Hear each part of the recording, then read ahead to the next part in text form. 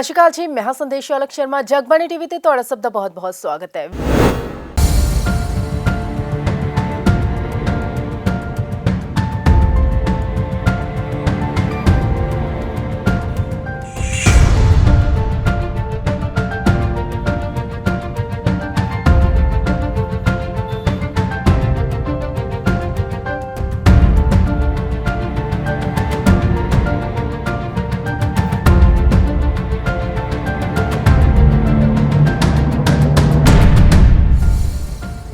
ਚੰਡੀਗੜ੍ਹ 'ਚ government press ਦੇ ਵਿੱਚ 에ਅਰ ਫੋਰਸ ਮਿਊਜ਼ੀਅਮ ਬਣਾਇਆ ਜਾ ਰਿਹਾ। ਯੂਟੀ ਪ੍ਰਸ਼ਾਸਨ ਦੇ ਪ੍ਰਸਤਾਵ ਤੇ 에ਅਰ ਫੋਰਸ ਪਹਿਲਾਂ ਹੀ ਮਨਜ਼ੂਰੀ ਦੇ ਚੁੱਕੀ ਹੈ ਤੇ ਹੁਣ ਯੂਟੀ ਪ੍ਰਸ਼ਾਸਨ ਅਤੇ 에ਅਰ ਫੋਰਸ ਦੇ ਵਿੱਚ ਸ਼ੁੱਕਰਵਾਰ ਨੂੰ MOU ਸਾਈਨ ਹੋ ਗਿਆ। ਇਹ MOU ਪ੍ਰਸ਼ਾਸਕ VP ਸਿੰਘ ਬਦਨੌਰ ਦੀ ਮੌਜੂਦਗੀ ਦੇ ਵਿੱਚ ਗਵਰਨਮੈਂਟ ਪ੍ਰੈਸ ਬਿਲਡਿੰਗ ਦੇ ਵਿੱਚ ਹੋਇਆ। MOU ਤੋਂ ਬਾਅਦ 에ਅਰ ਫੋਰਸ ਮਿਊਜ਼ੀਅਮ ਬਣਾਉਣ ਦਾ ਕੰਮ ਸ਼ੁਰੂ ਕਰੇਗੀ। ਇਹ ਮਿਊਜ਼ੀਅਮ 에ਅਰ ਫੋਰਸ ਦੀ ਵੀਰ ਗਾਥਾਵਾਂ ਦਾ ਕੇਂਦਰ ਬਣੇਗਾ ਤੇ ਨਾਲ ਹੀ ਇੱਥੇ 에ਅਰ ਫੋਰਸ ਦੇ ਜੰਗੀ ਜਹਾਜ਼ ਅਤੇ 에ਅਰਕ੍ਰਾਫਟ ਦੇ ਮਾਡਲ ਵੀ ਪ੍ਰਦਰਸ਼ਿਤ ਹੋਣਗੇ।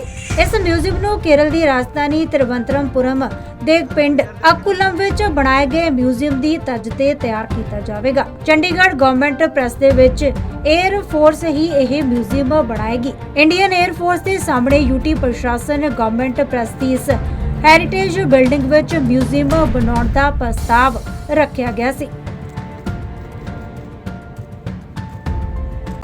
Our youth, particularly of this region, would join the forces and be the sword arm of India.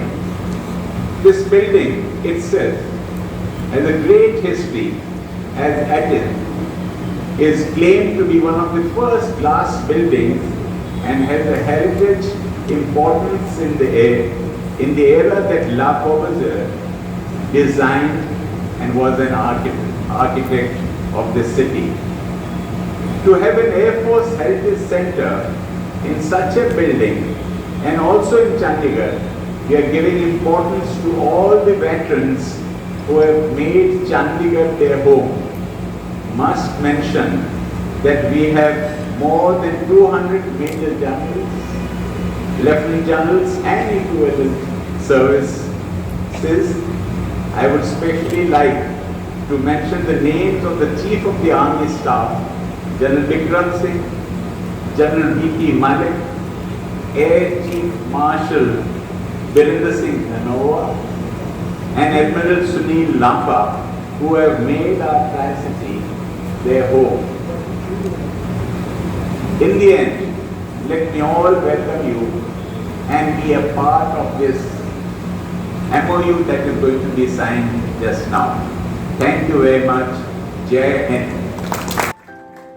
ਇਸ ਮਿਊਜ਼ੀਅਮ ਦੇ ਵਿੱਚ ਸਾਹਸ ਦੀਆਂ ਗਾਥਾਵਾਂ ਤਾਂ ਮਾਣ ਦੇ ਨਾਲ ਸੀਨਾ ਚੌੜਾ ਕਰ ਦੇਣਗੀਆਂ ਤੇ ਨਾਲ ਹੀ ਨਾਲ ਵਾਯੂ ਸੈਨਾ ਦੇ ਫਾਈਟਰ ਪਲੇਨ ਵਿੱਚ ਬੈਠਣ ਦਾ ਅਨੁਭਵ ਵੀ ਹੋਵੇਗਾ।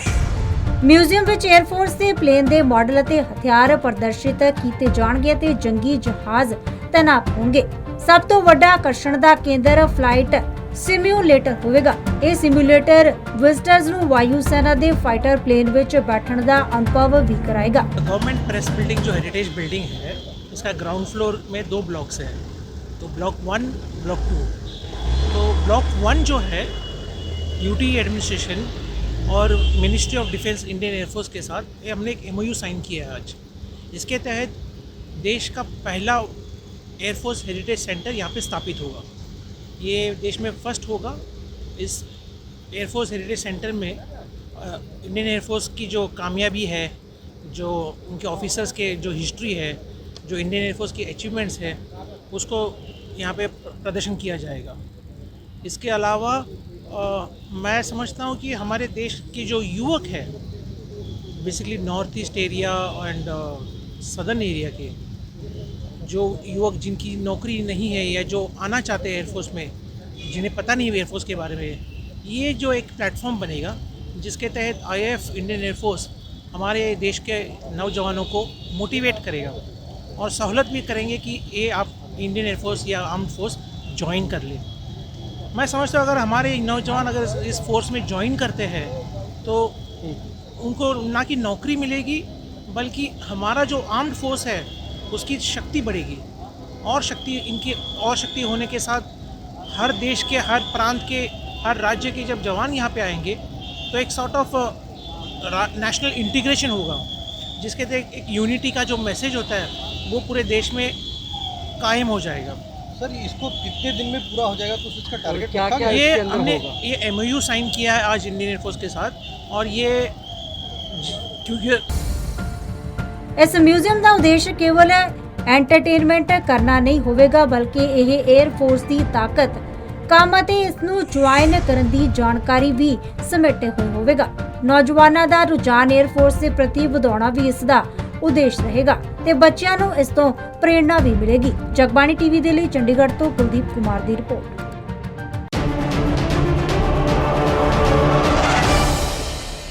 ਹਰ ਪਰਿਵਾਰ ਨੂੰ ਚਲਾਉਣ ਵਾਲੀ ਇੱਕ ਔਰਤ ਹੁੰਦੀ ਹੈ। ਔਰਤ ਹੀ ਘਰ ਦੀ ਜ਼ਿੰਮੇਵਾਰੀ ਸੰਭਾਲਦੀ ਹੈ, ਭਾਵੇਂ ਬੱਚਿਆਂ ਦੀ ਪੜ੍ਹਾਈ ਹੋਏ, ਭਾਵੇਂ ਦਵਾਈ ਹੋਏ, ਭਾਵੇਂ ਘਰ ਨੂੰ ਇਕੱਠਾ ਕਰਨਾ ਹੋਏ, ਹਰ ਪਰਿਵਾਰ ਦੀ ਮੁਸ਼ਕਿਲ ਜੇ ਹੱਲ ਕਰਦੀ ਹੈ ਤੇ ਇੱਕ ਔਰਤ ਕਰਦੀ ਹੈ। ਇਸ ਗੱਲ ਨੂੰ ਧਿਆਨ ਰੱਖਦੇ ਹੋਏ ਸ਼੍ਰੋਮਣੀ ਅਕਾਲੀ ਦਲ ਬਹੁਜਨ ਸਮਾਜ ਪਾਰਟੀ ਨੇ ਫੈਸਲਾ ਕੀਤਾ ਹੈ ਕਿ ਨੀਲੇ ਕਾਰਡ ਹੋਲਡਰ ਪਰਿਵਾਰ ਦੀ ਮੁੱਖ ਔਰਤ ਨੂੰ ਹਰ ਮਹੀਨੇ 2000 ਰੁਪਇਆ ਮਹੀਨਾ ਉਹਨਾਂ ਦੇ ਖਾਤੇ 'ਚ ਦਿੱਤਾ ਜਾਊਗਾ। ਸਾਲ ਦਾ 24000 ਰੁਪਇਆ ਉਸ ਮੁਖੀ ਪਰਿਵਾਰ ਦੀ ਔਰਤ ਦੇ ਖਾਤੇ 'ਚ ਦਿੱਤਾ ਜਾਊਗਾ, ਜਿਸ ਕਰਕੇ ਉਸ ਔਰਤ ਨੂੰ ਕਿਸੇ ਚੀਜ਼ ਦੀ ਮੁਸ਼ਕਿਲ ਨਾ ਪਏ। ਆ ਸਾਡਾ ਵਾਅਦਾ ਸਾਰੇ ਪਰਿਵਾਰਾਂ ਨੂੰ ਹੈ।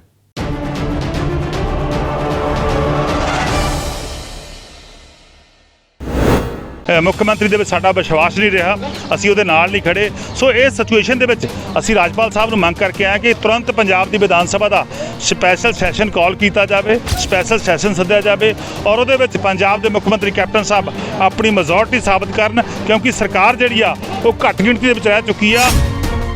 ਅਸੀਂ ਲਗਾਤਾਰ ਮੰਗ ਕਰ ਰਹੇ ਹਾਂ ਕਿ ਪੰਜਾਬ ਦੀ ਵਿਧਾਨ ਸਭਾ ਦਾ ਜਿਹੜਾ ਵੀ ਸੈਸ਼ਨ ਆ ਉਹ ਲਾਈਵ ਹੋਣਾ ਚਾਹੀਦਾ। ਸਾਰੇ ਵਿਧਾਇਕ ਉੱਥੇ ਕੀ ਬੋਲਦੇ ਨੇ, ਕੀ ਆਪਦਾ ਪੱਖ ਰੱਖਦੇ ਨੇ, ਕੀ ਪੰਜਾਬ ਦੇ ਲੋਕਾਂ ਦੀ ਗੱਲ ਕਰਦੇ ਨੇ ਜਾਂ ਨਹੀਂ ਕਰਦੇ ਨੇ, ਕਿ ਉਹ ਲੋਕਾਂ ਦੇ ਸਾਹਮਣੇ ਪੇਸ਼ ਹੋਣੀ ਚਾਹੀਦੀ ਹੈ। ਤੁਸੀਂ ਦੇਖੋ ਦੇਸ਼ ਦੀ ਪਾਰਲੀਮੈਂਟ, ਚਾਹੇ ਉਹ ਲੋਕ ਸਭਾ ਚਾਹੇ ਉਹ ਰਾਜ ਸਭਾ, ਦੋਨੇ ਲਾਈਵ ਹੁੰਦੀਆਂ ਨੇਗੀਆਂ। ਦਿੱਲੀ ਦੀ ਵਿਧਾਨ ਸਭਾ ਲਾਈਵ ਆ, ਕੇਰਲਾ ਦੀ ਵਿਧਾਨ ਸਭਾ ਲਾਈਵ ਆ, ਆਂਧਰਾ ਪ੍ਰਦੇਸ਼ ਦੀ ਵਿਧਾਨ ਸਭਾ ਲਾਈਵ, ਹਰਿਆਣੇ ਦੀ ਵਿਧਾਨ ਸਭਾ ਲਾਈਵ ਆ, ਔਰ ਪੰਜਾਬ ਦੀ ਵਿਧਾਨ ਸਭਾ ਕਿਉਂ ਨਹੀਂ ਲਾਈਵ? ਕਿਉਂਕਿ ਸਾਡੇ ਮਿਨਿਸਟਰ, ਸਾਡੀਆਂ ਰਵਾਇਤੀ ਪਾਰਟੀਆਂ ਦੇ ਲੀਡਰ ਲੋਕਾਂ ਦਾ ਸਾਹਮਣਾ ਕਰਨ ਤੋਂ ਭੱਜਦੇ ਨੇਗੇ। ਕਾਂਗਰਸ ਪਾਰਟੀ ਦੀ ਸਰਕਾਰ ਨੇ, ਕੈਪਟਨ ਸਾਹਿਬ ਨੇ ਇੱਕ ਵੀ ਕੰਮ ਪੰਜਾਬੀਆਂ ਦਾ ਨਹੀਂ ਕੀਤਾ, ਇੱਕ ਵੀ ਕੰਮ ਪੰਜਾਬ ਦਾ ਨਹੀਂ ਕੀਤਾ। ਜਗਬਾਣੀ ਟੀਵੀ ਇਸ ਵੇਲੇ ਮੌਜੂਦ ਹੈ ਪੰਜਾਬ ਰਾਜ ਭਵਨ ਦੇ ਬਾਹਰ ਤੇ ਪੰਜਾਬ ਰਾਜ ਭਵਨ ਦੇ ਵਿੱਚ ਮੀਟਿੰਗ ਕਰਕੇ ਆਮ ਆਦਮੀ ਪਾਰਟੀ ਦਾ ਵਫਦ ਬਾਹਰ ਆਇਆ। ਵਿਰੋਧੀ ਧਿਰ ਦੇ ਆਗੂ ਹਰਪਾਲ ਚੀਮਾ ਸਾਡੇ ਨਾਲ ਮੌਜੂਦ ਨੇ। ਚੀਮਾ ਸਾਹਿਬ, ਰਾਜ ਭਵਨ ਦਾ ਦਰਵਾਜ਼ਾ, ਤੁਹਾਨੂੰ ਰਾਜਪਾਲ ਦਾ ਦਰਵਾਜ਼ਾ ਕਿਉਂ ਖੜਕਾਉਣਾ ਪੈ ਗਿਆ? ਦੇਖੋ, ਅੱਜ ਪੰਜਾਬ ਦੇ ਵਿੱਚ ਕਾਂਗਰਸ ਪਾਰਟੀ ਦੀ ਸਰਕਾਰ ਕੰਮ ਕਰ ਰਹੀ ਆ ਔਰ ਉਹ ਸਰਕਾਰ ਜਿਹੜੀ ਆ ਘੱਟ ਗਿਣਤੀ ਵਿੱਚ ਰਹਿ ਚੁੱਕੀ ਆ। ਜਿੰਨੀਆਂ ਮੀਟਿੰਗਾਂ ਕੈਬਨਿਟ ਦੀਆਂ ਹੋ ਰਹੀਆਂ ਨੇਗੀਆਂ, 5-5 6-6 ਮਿਨਿਸਟਰ ਜਿਹੜਾ ਹੈਗਾ ਉਹਨਾਂ ਕੈਬਨਿਟ ਦੀ ਮੀਟਿੰਗਾਂ 'ਚ ਲਗਾਤਾਰ ਗੈਰ ਹਾਜ਼ਰ ਰਹੇ ਨੇ।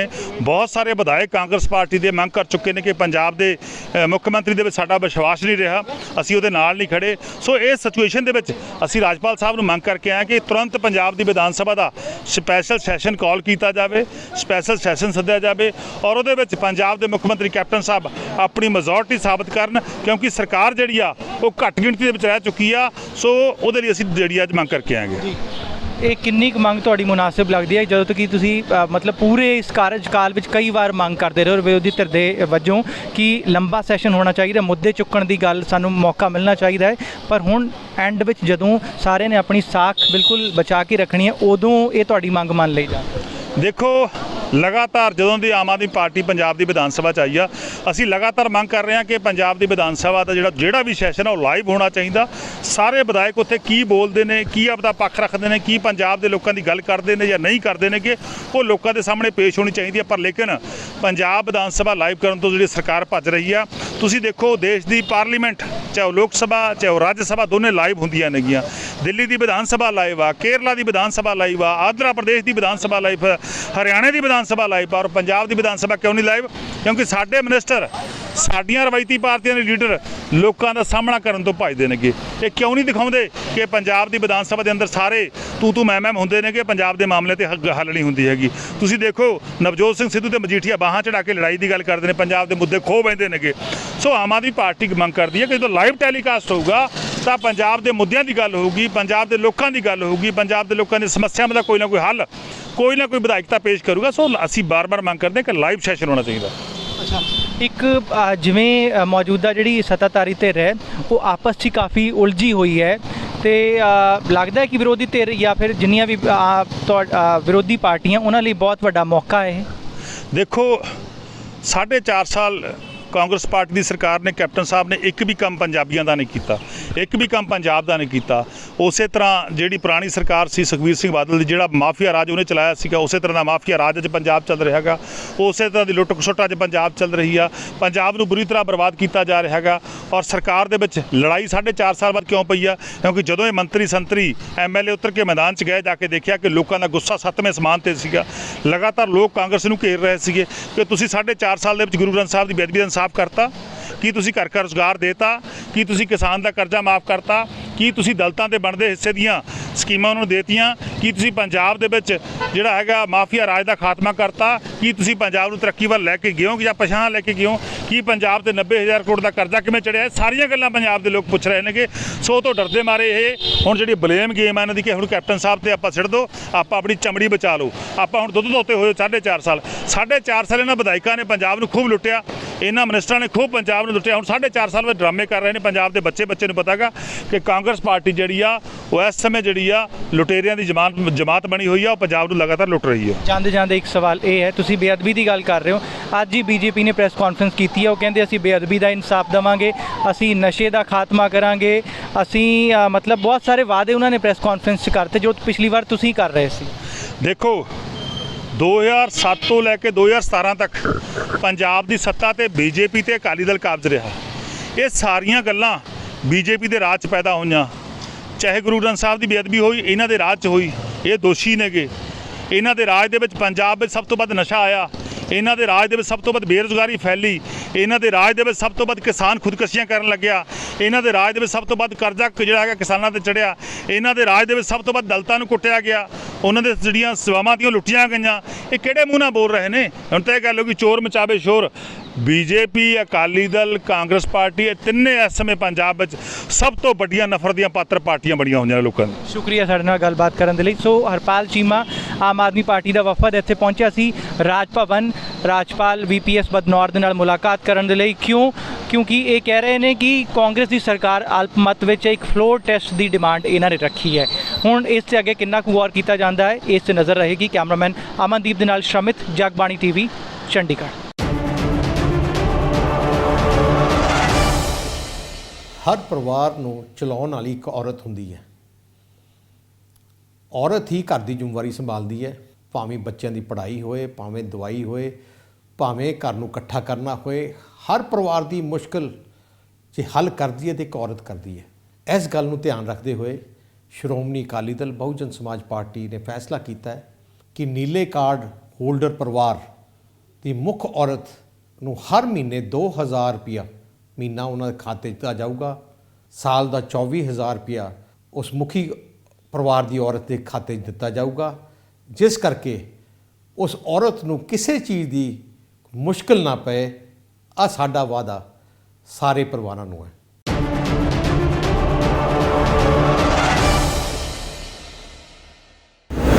ने रिज़ाइन कर दिया है नवजोत सिंह सिद्धू के एडवाइज़र से, उस पर आपकी क्या प्रतिक्रिया है?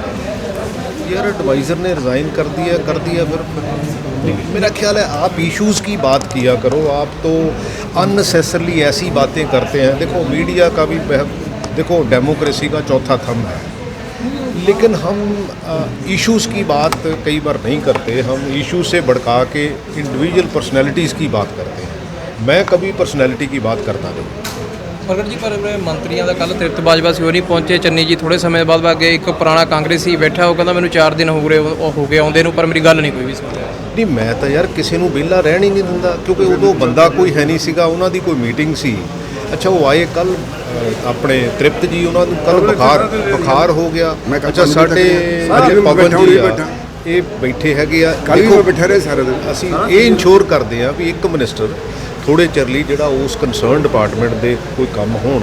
ਅੱਛਾ, ਅਦਰਵਾਈਜ਼ ਸਾਡੇ ਵਰਕਿੰਗ ਪ੍ਰੈਜ਼ੀਡੈਂਟ ਬੈਠੇ ਹੈਗੇ ਆ ਤੇ ਇਹ ਸਾਡੀਆਂ ਡਿਊਟੀਆਂ ਲੱਗੀਆਂ ਹੈਗੀਆਂ। ਸੋ ਇਸ ਕਰਕੇ ਇਹਦੇ 'ਚ ਕੋਈ ਪ੍ਰੋਬਲਮ ਤਾਂ ਵਾਲੀ ਗੱਲ ਤਾਂ ਹੈ नहीं। सर, हरी साहब सामने बोला है कि अगर सिद्धू साहब हटाते अपने एडवाइज़र को तो ठीक है, नहीं तो हम हटा देंगे। यार जब पहली बात आप कह रहे हो इस्तीफ़ा दे दिया, दूसरे भी हैं। ਪਰ ਬਿਆਨ ਹਰੀਸ਼ ਰਾਵਤ ਨੇ ਨਾਲ ਪਹਿਲਾਂ ਹੀ ਦਿੱਤਾ ਸੀ ਨਾ ਜੀ। ਇਹਨਾਂ ਗੱਲਾਂ ਨਹੀਂ ਛੱਡੀ। ਸਰਕਾਰ ਦੀ ਡਿਨਰ ਹੋਇਆ ਜੀ ਰਾਤ ਕੱਲ ਡਿਨਰ ਹੋਇਆ ਸਰ ਕੈਪਟਨ ਅਮਰਿੰਦਰ ਸਿੰਘ ਦਾ ਰਾਣਾ ਸੋਢੀ ਦੀ ਕੋਠੀ ਤੇ ਵੱਡੀ ਗਿਣਤੀ 'ਚ ਐਮਐਲਏ ਪਹੁੰਚੇ। लड़ा जाएगा उसको लेकर क्या कहना है सर? ਮੈਂ ਕੁਝ ਨਹੀਂ ਕਹਿਣਾ ਚਾਹੁੰਦਾ। ਤੁਸੀਂ ਨਾ ਮੈਨੂੰ ਜੇ ਬਹੁਤੀ ਗੱਲ ਹੈ ਮੈਂ ਇੱਕ ਪੀਸੀ ਕਰ ਦਿੰਦਾ, ਠੀਕ ਹੈ, ਥੋੜਾ ਜਿਹਾ ਟਾਈਮ ਦੇ ਦਿਓ, ਉੱਥੇ ਮੈਂ ਜੋ ਕਹੋਗੇ ਮੈਂ ਤੁਹਾਡੀਆਂ ਸਾਰੀਆਂ ਗੱਲਾਂ ਦਾ ਜਵਾਬ ਦੇ ਦੂੰ। सर कैप्टन अमरिंदर सिंह होंगे 2022 का चेहरा। ਗੁਰਜੀਤ ਔਜਲਾ ਨੇ ਕਿਹਾ ਕਿ ਸਿਆਸੀ ਕਤਲ ਹੋਇਆ ਸੁਨੀਲ ਜਾਖੜ ਦਾ ਕੱਲ ਰਾਤ ਗੁਰਜੀਤ ਔਜਲਾ ਨੇ ਕਿਹਾ। ਮੈਡਮ ਇਹਨੂੰ ਥੋੜਾ ਥੱਲੇ ਤਾਂ ਕਰ ਲਓ ਕਿਉਂਕਿ ਮੇਰੇ ਮੂੰਹ 'ਚ ਤਾਂ ਨਾ ਇਹ ਦੇ ਚਲੋ। हाँ जी ਮੈਂ ਕਹਿਣ ਡਿਆ ਕਿ ਯਾਰ ਮੈਂ ਪੀਸੀ ਕਰ ਦਿੰਦਾ, ਜਿਹੜੇ ਤੁਹਾਡੇ ਕੁਐਸਚਨ ਹੋਣਗੇ ਮੈਂ ਉਹਦੇ ਆਨਸਰ ਕਰਾਂਗਾ। Give me some time. Navjot Singh Sidhu ਇਹ ਕਹਿ ਰਹੇ ਕਿ ਉਹਨਾਂ ਨੂੰ ਜੇ ਇੰਡੀਵਿਜੂਅਲ ਅਥਾਰਟੀ ਨਹੀਂ ਦੇ ਉਹ ਡਿਸੀਜਨ ਲੈਣੇ की तो ਯਾਰ ਮੈਂ ਕਹਿਣ ਡਿਆ ਕਿ ਜਦੋਂ ਮੈਂ ਤੁਹਾਨੂੰ ਇਹ ਕਹਿਣ ਡਿਆ ਕਿ ਮੈਂ ਸ਼ਾਮ ਨੂੰ ਅੱਜ ਪੀਸੀ ਕਰ ਦਿੰਦਾ, ਠੀਕ ਆ, ਹੋਰ ਮੈਂ ਤੁਹਾਨੂੰ ਹੋਰ ਕੀ ਕਹਾਂ ਯਾਰ। ਆਪਾਂ ਦੇਖੋ ਰਿਕੁਐਸਟ ਸੁਣ ਲਓ ਇੱਕ ਬੜੀ ਦੇਰ ਪੰਜਾਬ ਦਾ ਕਿਸਾਨ ਦੇਸ਼ ਨੂੰ ਅੰਨ ਪੈਦਾ ਕਰਕੇ ਦਿੰਦਾ ਹੈ, ਪਰ ਅੱਜ ਪੰਜਾਬ ਦੇ ਕਿਸਾਨ ਤੇ ਬਹੁਤ ਵੱਡਾ ਆਰਥਿਕ ਬੋਝ ਪੈ ਗਿਆ ਹੈ। ਡੀਜ਼ਲ ਦੀਆਂ ਕੀਮਤਾਂ ਤਕਰੀਬਨ 100 ਰੁਪਏ ਤੇ ਪਹੁੰਚ ਗਈਆਂ। ਮੈਂ ਵਾਅਦਾ ਕਰਦਾ ਸ਼੍ਰੋਮਣੀ ਅਕਾਲੀ ਦਲ ਬਹੁਜਨ ਸਮਾਜ ਪਾਰਟੀ ਦੀ ਸਰਕਾਰ ਬਣ 'ਤੇ ਹਰ ਕਿਸਾਨ ਨੂੰ 10 ਰੁਪਏ ਲੀਟਰ ਡੀਜ਼ਲ ਸਸਤਾ ਦੇਵਾਂਗੇ। ਤਕਰੀਬਨ 2200 ਰੁਪਏ ਇੱਕ ਡਰਮ ਅਗਰ ਉਹਦਾ ਫਾਇਦਾ ਹੋਊਗਾ, ਜਿਸ ਨਾਲ ਉਹਦਾ ਬੋਝ ਘਟ ਸਕੇ।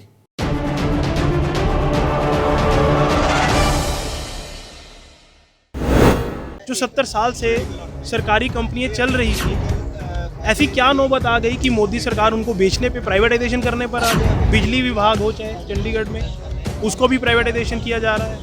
क्यों? ऐसी क्या नौबत आ गई है?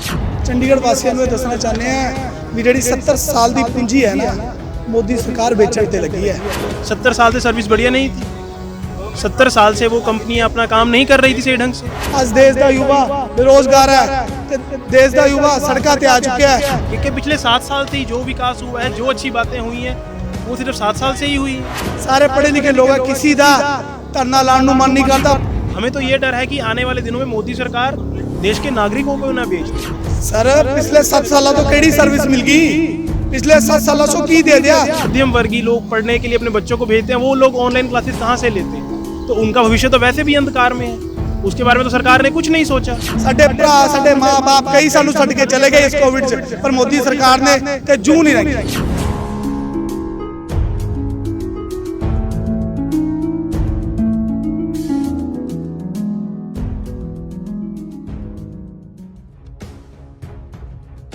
ਤਸਵੀਰਾਂ ਵਿੱਚ ਦਿਖਾਈ ਦੇ ਰਹੇ ਪ੍ਰਦਰਸ਼ਨ ਕਰ ਰਹੇ ਨੌਜਵਾਨ ਯੂਥ ਕਾਂਗਰਸ ਦੇ ਮੈਂਬਰ ਨੇ, ਜੋ ਕਿ ਚੰਡੀਗੜ੍ਹ ਦੇ ਸੈਕਟਰ 17 ਪਲਾਜ਼ਾ 'ਚ ਕੇਂਦਰ ਸਰਕਾਰ ਦੇ ਖਿਲਾਫ ਜੰਮ ਕੇ ਪ੍ਰਦਰਸ਼ਨ ਕਰਦੇ ਹੋਏ ਨਜ਼ਰ ਆ ਰਹੇ ਨੇ।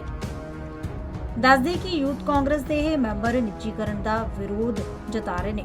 ਯੂਥ ਕਾਂਗਰਸ ਦੇ ਮੈਂਬਰਾਂ ਦਾ ਕਹਿਣਾ ਹੈ ਕਿ 70 ਸਾਲ ਵਿੱਚ ਦੇਸ਼ ਵਿੱਚ ਜੋ ਕੁਝ ਵੀ ਕਮਾਇਆ ਮੋਦੀ ਸਰਕਾਰ ਉਸ ਨੂੰ ਵੇਚਣ ਤੇ ਲੱਗੀ ਹੋਈ ਹੈ। ਪਹਿਲਾਂ ਭਾਰਤੀ ਰੇਲਵੇ ਨੂੰ ਵੇਚ ਦਿੱਤਾ ਗਿਆ, 에ਅਰਪੋਰਟ ਵੇਚ ਦਿੱਤੇ ਗਏ, MTNL ਅਤੇ BSNL ਤੱਕ ਨੂੰ ਵੇਚ ਦਿੱਤਾ ਗਿਆ ਤੇ ਹੁਣ ਉਹਨਾਂ ਨੂੰ ਡਰ ਸਤਾ ਰਿਹਾ ਹੈ ਕਿ ਭਾਰਤੀ ਨਾਗਰਿਕਾਂ ਨੂੰ ਵੀ ਨਾ ਵੇਚ ਦਿੱਤਾ ਜਾਵੇ।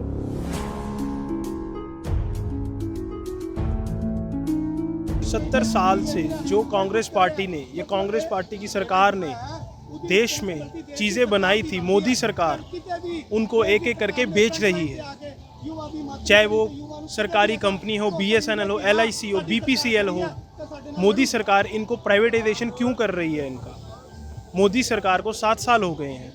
इन 7 साल में मोदी सरकार ने देश की संपत्तियों को बेचने के अलावा और कोई काम नहीं किया। बेरोजगारी कम नहीं हुई। कोरोना महामारी पे सरकार की विफलता सबके सामने है। अब सरकार महंगाई कम नहीं हुई, बेरोजगारी बढ़ चुकी है। अब सरकार क्या चाहती है? जो 70 साल से सरकारी कंपनियां चल रही थी, ऐसी क्या नौबत आ गई कि मोदी सरकार उनको बेचने पे प्राइवेटाइजेशन करने पर आ गई? बिजली विभाग हो चाहे चंडीगढ़ में, उसको भी प्राइवेटाइजेशन किया जा रहा है। क्यों? ऐसी क्या नौबत आ गई है? 70 साल से सर्विस बढ़िया नहीं थी। 70 साल से वो कंपनियां अपना काम नहीं कर रही थी सही ढंग से।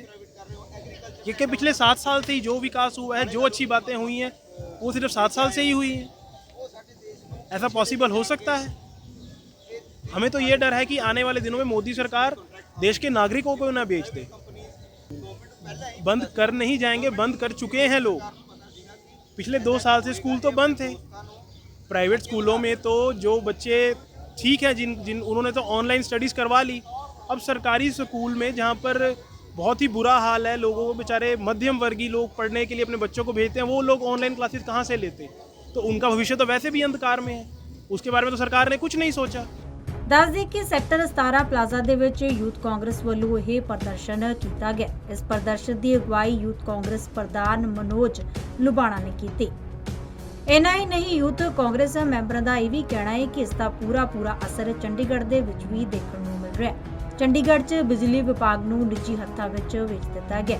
ਚੰਡੀਗੜ੍ਹ 'ਚ ਕੁਝ ਅਜਿਹੇ ਵਿਭਾਗ ਨੇ ਜਿਨ੍ਹਾਂ ਤੋਂ ਕਰੋੜਾਂ ਦਾ ਰੈਵਨਿਊ ਮਿਲਦਾ ਸੀ, ਜਿਸ ਨੂੰ ਵੀ ਕੇਂਦਰ ਸਰਕਾਰ ਨੇ ਨਿੱਜੀ ਹੱਥਾਂ ਦੇ ਵਿੱਚ ਵੇਚ ਦਿੱਤਾ। ਉਹਨਾਂ ਦੇ ਵੀ ਕਹਿਣਾ ਸੀ ਕਿ ਜੇ ਇਸ ਤਰ੍ਹਾਂ ਹੀ ਚੱਲਦਾ ਰਿਹਾ ਤਾਂ ਦੇਸ਼ ਦੀ ਪੂੰਜੀ ਖਤਮ ਹੋ ਜਾਵੇਗੀ ਤੇ ਇਸੇ ਦੇ ਕਾਰਨ ਹੀ ਅੱਜ ਪ੍ਰਦਰਸ਼ਨ ਕਰਕੇ ਉਹਨਾਂ ਦੇ ਵੱਲੋਂ ਕੇਂਦਰ ਸਰਕਾਰ ਨੂੰ ਝੁਕਾਉਣ ਦੀ ਕੋਸ਼ਿਸ਼ ਕੀਤੀ ਜਾ ਰਹੀ ਹੈ। ਚੰਡੀਗੜ੍ਹ ਵਾਸੀਆਂ ਨੂੰ ਇਹ ਦੱਸਣਾ ਚਾਹੁੰਦੇ ਆ ਵੀ ਜਿਹੜੀ 70 ਸਾਲ ਦੀ ਪੂੰਜੀ ਹੈ ਨਾ, ਮੋਦੀ ਸਰਕਾਰ ਵੇਚਣ ਤੇ ਲੱਗੀ ਹੈ। ਚਾਹੇ LIC ਲੈ ਲਓ, ਚਾਹੇ BSNL ਲੈ ਲਓ, ਚਾਹੇ ਦੇਸ਼ ਦੀ ਟ੍ਰੇਨਾਂ ਲੈ ਲਓ। 400 स्टेशन, 150 ट्रेना बेचती हैं। एक गरीब आम आदमी, एक आम नागरिक एक स्टेट तो दूजी स्टेट ट्रेन 'ਚ ही सफ़र कर सकता है। मोदी जी ਤੁਹਾਡੇ ਵਾਂਗ ਪੈਸੇ ਨਹੀਂ ਹੈ ਲੋਕਾਂ ਕੋਲ ਕਿ ਬਾਏ ਏਅਰ ਜਾਣ ਜਾਂ ਕਿਸ ਤਰੀਕੇ ਨਾਲ ਜਾਣ। ਜੇ ਤੁਸੀਂ ਟ੍ਰੇਨਾਂ ਵੀ ਪ੍ਰਾਈਵੇਟ ਕਰਤੀਆਂ ਤੇ ਅਸੀਂ ਕਿੱਥੇ ਜਾਵਾਂਗੇ?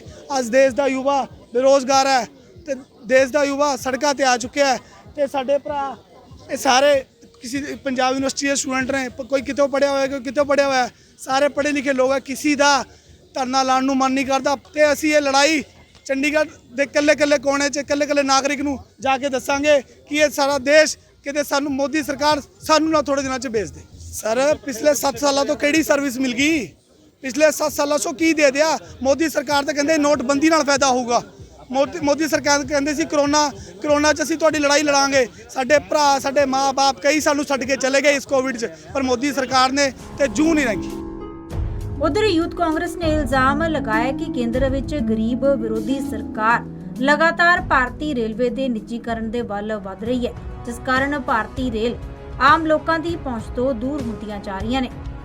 ਯੂਥ ਕਾਂਗਰਸ ਦੇ ਮੈਂਬਰ ਸੈਕਟਰ 17 ਪਲਾਜ਼ਾ ਵਿੱਚ ਇਕੱਠੇ ਹੋਏ ਤਾਂ ਸਰਕਾਰੀ ਕੰਪਨੀਆਂ ਦੇ ਨਿੱਜੀਕਰਨ ਦੇ ਵਿਰੋਧ 'ਚ ਲਿਖੇ ਬੈਨਰ ਹੱਥਾਂ ਵਿੱਚ ਫੜ ਕੇ ਕੇਂਦਰ ਸਰਕਾਰ ਦੇ ਖਿਲਾਫ ਜੰਮ ਕੇ ਪ੍ਰਦਰਸ਼ਨ ਕੀਤਾ ਗਿਆ। ਯੂਥ ਕਾਂਗਰਸ ਨੇ ਭਾਰਤ ਸਰਕਾਰ ਵੱਲੋਂ ਕੰਪਨੀਆਂ ਦੇ ਨਿੱਜੀਕਰਨ ਦੇ ਇਲਜ਼ਾਮ ਲਗਾਉਂਦਿਆਂ ਹੋਇਆ ਇਹ ਪ੍ਰਦਰਸ਼ਨ ਕੀਤਾ। ਇਸ ਦੌਰਾਨ ਵਰਕਰਾਂ ਨੇ ਸਰਕਾਰ ਖਿਲਾਫ ਜੰਮ ਕੇ ਨਾਅਰੇਬਾਜ਼ੀ ਕੀਤੀ ਅਤੇ ਸਰਕਾਰ ਦੀਆਂ ਨੀਤੀਆਂ ਦਾ ਵਿਰੋਧ ਵੀ ਕੀਤਾ। ਯੂਥ ਕਾਂਗਰਸ ਦਾ ਇਹ ਵੀ ਕਹਿਣਾ ਸੀ ਕਿ ਉਹ ਇਸ ਦਾ ਵਿਰੋਧ ਕਰਦੇ ਰਹਿਣਗੇ।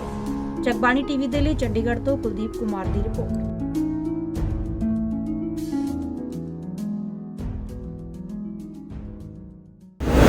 ਜਦੋਂ ਛਿੱਤਰ ਵਿਖਾਇਆ ਤੇ ਫੇਰ ਹੀ ਅਸਤੀਫਾ ਲਿਆ ਨਾ। ਫਿਰ ਦਿੱਲੀ ਵਾਲਿਆਂ ਨੇ ਵਿਖਾਇਆ, ਗਲ 'ਚ ਗੂਠ ਦਿੱਤਾ ਔਰ ਮੈਨੂੰ ਲੱਗਦਾ ਅਸਤੀਫੇ ਨਾਲ ਮਸਲਾ ਇਕੱਲਾ ਹੱਲ ਨਹੀਂ ਹੋ ਸਕਦਾ। ਜੋ ਕੁਝ ਉਹਨਾਂ ਦੇ ਬਿਆਨ ਰਹੇ ਆ, ਦੇਖੋ ਸ਼ਹਾਦਤਾਂ ਰੋਜ਼ ਦੀ ਰੋਜ਼ ਇਹ ਦੇਸ਼ ਦੀ ਸਿਕਿਉਰਿਟੀ ਵਾਸਤੇ, ਲੋਕਤੰਤਰ ਵਾਸਤੇ ਸਾਡੇ ਫੌਜੀ ਵੀਰ ਦੇ ਰਹੇ ਆ ਔਰ ਉਹਨਾਂ ਨੂੰ ਅਪਮਾਨਿਤ ਕਰਨਾ ਆਜ਼ਾਦੀ ਦਿਵਸ ਤੋਂ ਪਹਿਲਾਂ ਕਿ ਜੀ ਕਸ਼ਮੀਰ ਸਾਡਾ ਹਿੱਸਾ ਹੀ ਨਹੀਂ, ਕਸ਼ਮੀਰ ਤੇ ਤਾਂ ਸਾਡੇ ਦੇਸ਼ ਦੇ ਕਬਜ਼ਾ ਕੀਤਾ ਹੋਇਆ, ਕਸ਼ਮੀਰ ਇੱਕ ਆਜ਼ਾਦ ਮੁਲਕ ਹੈ। ਇਹ ਭਾਵਨਾ ਕੋਈ ਵਿਅਕਤ ਕਰੇ, ਪਾਕਿਸਤਾਨ ਦੀ ISI ਦੀ ਭਾਸ਼ਾ ਬੋਲੇ, ਉਹਦੇ ਇਕੱਲੇ ਅਸਤੀਫੇ ਨਾਲ ਮਸਲਾ ਨਹੀਂ ਹੱਲ ਹੋਣਾ। ਮੈਂ ਪਹਿਲੇ ਦਿਨ ਤੋਂ ਗੱਲ ਕਰ ਰਿਹਾ, ਜੇ ਰਾਹੁਲ ਗਾਂਧੀ, ਸੋਨੀਆ ਗਾਂਧੀ ਨੇ ਇੱਥੇ ਕਾਰਵਾਈ ਨਹੀਂ ਕਰਾਈ, ਸਰਕਾਰ ਉਹਨਾਂ ਦੀ ਹੈ ਪੰਜਾਬ 'ਚ, ਉਹ ਕਾਰਵਾਈ ਕਰਾਉਣ, ਸੈਡੇਸ਼ਨ ਦਾ ਕੇਸ ਦਰਜ ਹੋਵੇ, ਦੇਸ਼ ਦਰੋਹੀ ਦਾ ਕੇਸ ਦਰਜ ਹੋਵੇ, ਤੇ ਜੇ ਨਹੀਂ ਕਰਾਉਂਦੇ, ਇਹ ਬੜਾ ਸਪਸ਼ਟ ਹੈ ਕਿ ਇਹ ਕਿੱਥੇ ਖਲੋਤੇ ਆ ਇਸ ਮੁੱਦੇ ਤੇ, ਕਸ਼ਮੀਰ ਦੇ ਮੁੱਦੇ ਤੇ। ਜੋ ਪਾਕਿਸਤਾਨ ਤੇ ਤਾਲਿਬਾਨ ਦੀ ਸੋਚ ਹੈ, ਉਹੀ ਸੋਚ PPCC ਦੇ ਦਫ਼ਤਰ ਦੀ ਮੈਂ ਸਮਝੂਗਾ, ਨਹੀਂ ਤਾਂ ਕਾਰਵਾਈ ਹੋਣੀ ਚਾਹੀਦੀ। ਇੱਕ ਮਜੀਠੀਆ ਸਾਹਿਬ, ਜਿਹੜੇ 4 ਮੰਤਰੀ ਬਗਾਵਤ ਕਰਕੇ ਨੇ, ਦਿੱਲੀ ਚਲੇ ਗਏ ਨੇ, ਹਾਈ ਕਮਾਂਡ ਨੇ ਉਹਨਾਂ ਨੂੰ ਕਹਿਤਾ, ਹਰੀਸ਼ ਰਾਵਤ ਦੀ ਸਟੇਟਮੈਂਟ ਆ ਗਈ ਕਿ ਕੈਪਟਨ ਅਮਰਿੰਦਰ ਸਿੰਘ ਹੀ ਚਿਹਰਾ ਹੋਣਗੇ। ਇਹ ਸਾਰੇ ਸਿਨੈਰੀਓ ਨੂੰ ਕਿਵੇਂ ਦੇਖਦੇ ਹੋ? ਦੇਖੋ, ਇੱਕ ਮੈਂ ਤੁਹਾਨੂੰ ਹੋਰ ਗੱਲ ਦੱਸ ਦਿਆਂ, ਜਿਹੜਾ ਅਸਤੀਫਾ ਲਿਆ ਗਿਆ ਹੈ ਨਾ, ਇਹ ਕਹਿੰਦੇ ਜੀ ਦਿੱਲੀ ਦੇ ਇਸ਼ਾਰੇ ਤੇ ਘੱਟ ਤੇ ISI ਦੇ ਇਸ਼ਾਰੇ ਤੇ ਵੱਧ ਅਸਤੀਫਾ ਆਇਆ, ਕਿਉਂਕਿ ਰਾਤ ਦਾ ਗੁੱਸਾ ਐਡਾ ਚੜਿਆ ਸੀ ਉੱਥੇ ਉਹ ਕਪਤਾਨ 60 ਐਮਐਲਏ ਨੂੰ ਰੋਟੀ ਖਵਾਉਣ ਡਿਆ, ਇਹ ਕਹਿੰਦਾ ਮੈਂ ਇੱਟ ਨਾਲ ਇੱਟ ਖੜਕਾ ਦੇਣੀ ਹੈ। ਉਹ ਰੋਟੀ ਖਵਾਉਣ ਡਿਆ, ਇੱਟ ਨਾਲ ਇੱਟ ਖੜਕਾਉਣ ਡਿਆ। ਸਿਆਣਾ ਹੀ ਆ ਤੂੰ। ਹੁਣ ਰਾਹੁਲ ਗਾਂਧੀ ਨੂੰ ਫੇਰ ਦੀਵਾਰ ਤੋਂ ਪੱਪੂ ਬਣਨ ਤੇ ਹੁਣ ਕੁਛ ਸਮਾਂ ਹੀ ਰਹਿ ਗਿਆ। ਮੁੰਨੀ ਤੇ ਮੁੰਨਾ ਕੰਮ ਸ਼ੁਰੂ ਹੋ ਚੱਲਿਆ, ਤੁਸੀਂ ਸਮਝੋ। ਹੁਣ ਤਾਂ ਜਿਨ੍ਹਾਂ ਨੇ ਬਣਾਇਆ ਉਹਨਾਂ ਨਾਲ ਹੀ ਖੜਕਾਊ। ਉਹਨਾਂ ਨੂੰ ਕਹਿ ਰਿਹਾ ਮੈਨੂੰ ਫੈਸਲੇ ਲੈਣ ਦੀ, ਕਿਉਂਕਿ ਫੈਸਲਾ ਕਿਹੜਾ ਲੈਣਾ ਸੀ, ਕਿਹੜੇ ਫੈਸਲੇ ਦਾ ਚੀਕਾਂ ਵੱਜ ਰਹੀਆਂ ਸੀ। ਰਾਤ ਹੀ ਫੋਨ ਆਇਆ ਸੀ, ਕਹਿੰਦੇ ਕਿ ਇਹਨੂੰ ਹਟਾ ਦਿਓ। ਔਰ ਉਹ ਫੈਸਲੇ ਤੇ ਕਿਹੜੇ ਤੇ ਔਖਾ ਸੀ, ਕਿਉਂਕਿ ਜੇ ਉਹਨੂੰ ਰੱਖਦਾ ਤੇ ISI ਖੁਸ਼ ਰਹਿੰਦੀ ਇਹ ਜਿਹੇ ਬਿਆਨਾਂ ਤੇ ਜੇ ਉਹਨੂੰ ਹਟਾਉਂਦਾ ਤੇ ISI ਔਖੀ ਹੁੰਦੀ ਆ। ਇਸ ਲਈ ਫਰਸਟ੍ਰੇਸ਼ਨ ਸਾਹਮਣੇ ਦਿਸਦੀ ਸੀ ਕਿ ਫਰਸਟ੍ਰੇਟਡ ਹੋ ਕੇ ਉਹਨੂੰ ਹਟਾਉਣਾ ਤਾਂ ਪਿਆ। ਤਦੇ ਕਹਿ ਰਿਹਾ ਦਿੱਲੀ ਵਾਲਿਆਂ ਨੂੰ ਕਿ ਹੁਣ ਤੁਹਾਡੀ ਵਾਰੀ ਆ, ਹੁਣ ਇੱਟ ਨਾਲ ਇੱਟ ਖੜਕਾਵਾਂਗਾ, ਭਾਪਾ ਦੀਵਾਰ ਤੋਂ ਬਦਲਾਂਗਾ ਤੇ ਰਾਹੁਲ ਨੂੰ ਫੇਰ ਪੱਪੂ ਬਣਾਵਾਂਗਾ। ਤੇ ਦੇਖੋ ਮੈਂ ਤਾਂ ਨਹੀਂ ਕਹਿੰਦਾ, ਮੈਨੂੰ ਤਾਂ ਇਹ ਗੱਲ ਚੋਪਦੀ ਨਹੀਂ। ਸੋਨੀਆ ਗਾਂਧੀ ਜੀ ਬਾਰੇ ਜੋ ਕਹਿੰਦਾ ਫੇਰ ਮੁੰਨੀ ਬਣਾਊਗਾ, ਮੈਨੂੰ ਤਾਂ ਇਹ ਸਮਝ ਆਉਂਦੀ। ਆਪਸ ਵਿੱਚ ਮੀਟਿੰਗਾਂ ਇਹਨਾਂ ਦੀਆਂ ਚੱਲ ਰਹੀਆਂ। ਸਿੱਧੂ ਆਪਣੇ ਤਰੀਕੇ ਨਾਲ ਮੀਟਿੰਗਾਂ ਕਰ ਰਹੇ ਆ। ਕੈਪਟਨ ਸਾਹਿਬ ਨੇ ਕੱਲ ਮੀਟਿੰਗ ਕੀਤੀ ਜਿਹਦੇ ਵਿੱਚ 60 ਦੇ ਲਾਗੇ ਜਿਹੜੇ ਵਿਧਾਇਕ ਪਹੁੰਚੇ ਨੇ, ਇਹ ਆਪਣੀ ਮੀਟਿੰਗਾਂ ਕਰਦੇ ਪਏ। ਲੱਗਦਾ ਪਿਆ ਕਿ ਪੰਜਾਬ ਨੂੰ ਕੋਈ ਸਹੀ ਦਿਸ਼ਾ ਦੇ ਸਕਣਗੇ। ਇਹਨਾਂ ਨੂੰ ਸਿਰਫ ਤੇ ਸਿਰਫ ਆਪਦੀ ਕੁਰਸੀ ਤੱਕ ਸੀਮਿਤ ਨੇ। ਮੈਨੂੰ ਹੈਰਾਨਗੀ ਹੋਈ, ਕੱਲ ਮੀਟਿੰਗ ਹੋਈ ਆ। ਤੁਸੀਂ ਤਾਂ ਚਲੋ ਅੰਮ੍ਰਿਤਸਰੀਓ, ਤੁਸੀਂ ਕੋਈ ਸਵਾਲ ਸੂਲ ਪੁੱਛ ਲਿਆ ਕਰੋ, ਤੁਸੀਂ ਵੀ ਸਵਾਲ ਸੂਦ ਲੈ ਕੇ ਮੁੜੇ ਆਉਂਦੇ। ਕੱਲ ਤੁਹਾਨੂੰ ਨਹੀਂ ਸੱਦਿਆ ਰਾਤ? ਪੈਸੇ ਚੰਗੇ ਰਹੇ ਨਹੀਂ ਗਏ ਕਿਉਂਕਿ ਤੁਹਾਡੇ ਪੱਲੇ ਦਾ ਕੁਝ ਪੈਣਾ ਨਹੀਂ ਸੀ। 4.5 ਸਾਲ ਬਾਅਦ ਤਾਂ ਪਹਿਲਾਂ ਮੀਟਿੰਗ ਕੀਤੀ। 4.5 ਸਾਲ ਬਾਅਦ ਦੇਖੋ 2.5 ਸਾਲ ਤੇ ਵਜ਼ੀਰ ਰਹੇ ਆ। ਉਦੋਂ ਕਿੱਥੇ ਸੀ ਸ੍ਰੀ ਅੰਮ੍ਰਿਤਸਰ ਸਾਹਿਬ ਦੇ ਮੁੱਦੇ ਇੰਡਸਟਰੀਅਲਿਸਟ ਦੇ? ਹਰ ਵਾਰੀ ਤੁਸੀਂ ਮੂਰਖ ਨਹੀਂ ਬਣਾ ਸਕਦੇ ਲੋਕਾਂ ਨੂੰ ਚੋਣਾਂ ਤੋਂ 6 ਮਹੀਨੇ ਪਹਿਲਾਂ। ਔਰ ਕੋਈ ਉਹ ਉੱਥੇ ਰਾਵਤ ਸਾਹਿਬ ਕਪਤਾਨ ਨੂੰ ਐਲਾਨੀ ਜਾਂਦੇ ਆ ਕਿ ਇਹਦੀ ਅਗਵਾਈ ਹੇਠ ਇਲੈਕਸ਼ਨ ਹੋ ਗਈ। ਇਹਨੇ ਅੱਡ ਤਾਲੀਬਾਨ ਦਾ ਰਾਜ ਸਥਾਪਿਤ ਕੀਤਾ। ਕਹਿੰਦਾ ਹੁਣ ਮੇਰੀ ਅਗਵਾਈ ਹੇਠ ਹੀ, ਇਹੀ ਦੱਸ ਰਿਹਾ ਸੀ ਨਾ ਕੱਲ ਰਾਤ। ਪੰਜਾਬ ਦਾ ਕਿਸਾਨ ਦੇਸ਼ ਨੂੰ ਅੰਨ ਪੈਦਾ ਕਰਕੇ ਦਿੰਦਾ ਹੈ, ਪਰ ਅੱਜ ਪੰਜਾਬ ਦੇ ਕਿਸਾਨ ਤੇ ਬਹੁਤ ਵੱਡਾ ਆਰਥਿਕ ਬੋਝ ਪੈ ਗਿਆ ਹੈ। ਡੀਜ਼ਲ ਦੀਆਂ ਕੀਮਤਾਂ ਤਕਰੀਬਨ 100 ਰੁਪਏ ਤੇ ਪਹੁੰਚ ਗਈਆਂ। ਮੈਂ ਵਾਅਦਾ ਕਰਦਾ ਸ਼੍ਰੋਮਣੀ ਅਕਾਲੀ ਦਲ ਬਹੁਜਨ ਸਮਾਜ ਪਾਰਟੀ ਦੀ ਸਰਕਾਰ ਬਣ ਤੇ ਹਰ ਕਿਸਾਨ ਨੂੰ 10 ਰੁਪਏ ਲੀਟਰ ਡੀਜ਼ਲ ਸਸਤਾ ਦੇਵਾਂਗੇ। ਤਕਰੀਬਨ 2200 ਰੁਪਏ ਇੱਕ ਡਰਮ ਅਗਰ ਉਹਦਾ ਫਾਇਦਾ ਹੋਊਗਾ, ਜਿਸ ਨਾਲ ਉਹਦਾ ਬੋਝ ਘਟ ਸਕੇ।